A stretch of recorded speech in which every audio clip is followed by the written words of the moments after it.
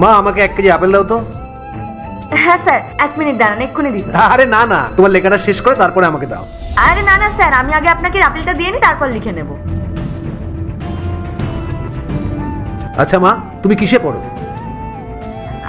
আমি higher secondary দেব। তো তুমি স্কুলে না গিয়ে ফলের দোকানে কি করছো? আসলে স্যার এই দোকানটা আমার মায়ের। মা কদিন ধরে অসুস্থ, তাই আমি সকালবেলা স্কুলের জন্য রেডি হয়েও আর স্কুলে যেতে পারলাম না। দোকানে এত ফল তোলা, এখন যদি না বিক্রি করি সব ফলগুলো নষ্ট হয়ে যাবে। তাই ভাবলাম ক্লাসের পড়াগুলো এখানে বসে বসেই করে নিই। এই নিন স্যার। এই নাও, এটা রাখো তুমি। কিন্তু স্যার আপনি আমাকে এতগুলো টাকা কেন দিলেন? আরে রাখো তুমি, আমি যখন দিচ্ছি তোমার কাজে লাগবে। না না স্যার, আপনাকে আমি চিনি না, জানি না, আপনার এতগুলো টাকা আমি কেন নেব? আল্লাহর নামটি দেখে যে এড়িয়ে যাবে তার মনের ইচ্ছা কখনোই পূরণ হবে না। তাই আল্লাহর এই নামটির জন্য একটি লাইক এবং সাবস্ক্রাইব করে যাও। আরে মা, তুমি মনে করো না তুমি আমার মেয়ে? এই টাকাটা তুমি নাও। এই টাকাটা নিলে তোমার কোনো সমস্যা হবে না। নাও তুমি টাকাটা। কিন্তু স্যার এতগুলো টাকা নেওয়াটা কি আমার ঠিক হবে? আরে মা, আমি দিচ্ছি, তুমি রাখো, কোনো সমস্যা নেই, তোমার কাজে লাগবে। স্যার আপনি যে আমার কি বড় উপকার করলেন, আপনাকে আমি বলে বোঝাতে পারবো না। স্যার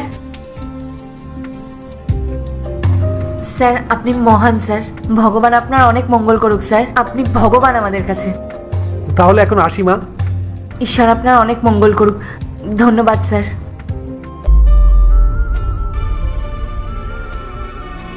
দেখুন, অপারেশন করাটা কিন্তু এখন খুব জরুরি, তার কারণ আপনারা যত বেশি লেট করবেন পেশেন্টের সমস্যা কিন্তু তত বেশি বাড়বে, আর অপারেশন করাতে বেশ ভালোই টাকা লাগবে। কিন্তু ডাক্তার ম্যাডাম, আমাদের কাছে তো এখন এত টাকা পয়সা নেই যে আমরা অপারেশন করাতে পারবো। তাহলে তো আপনাদের ভগবানের উপর ভরসা করা ছাড়া আর কোনো উপায় নেই। স্যার আমার মনে হয় আমি আপনাকে চিনি, একটু ভালো করে মনে করে দেখুন তো। আজ থেকে অনেক দিন আগে আপনি ফলের দোকানে একটা মেয়েকে 10,000 টাকা দিয়ে সাহায্য করেছিলেন। হ্যাঁ, একটু একটু মনে পড়ছে মা।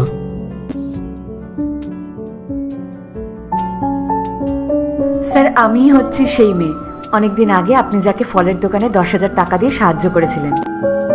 কিন্তু স্যার আমি আপনাকে অনেক খুঁজেছি, কিন্তু কোথাও খুঁজে পাইনি। আরে মা, তুমি আমাকে কি করে খুঁজে পাবে? আমি তো এখন নিঃস্ব, আর যতটুকু সম্পত্তি ছিল আমার ছোট ভাই কেড়ে নিয়েছে। স্যার আপনি কোনো চিন্তা করবেন না, আপনার চিকিৎসার সমস্ত টাকা আমি দেব। আমি তো আপনার মেয়ের মতন, তাই না? আপনি কেন চিন্তা করছেন? আপনার সব চিকিৎসার দায়িত্ব আমার। মা, আমি সারা জীবন শুনেছি মানুষের উপকার করলে ভগবানও একদিন না একদিন তার উপকার করে।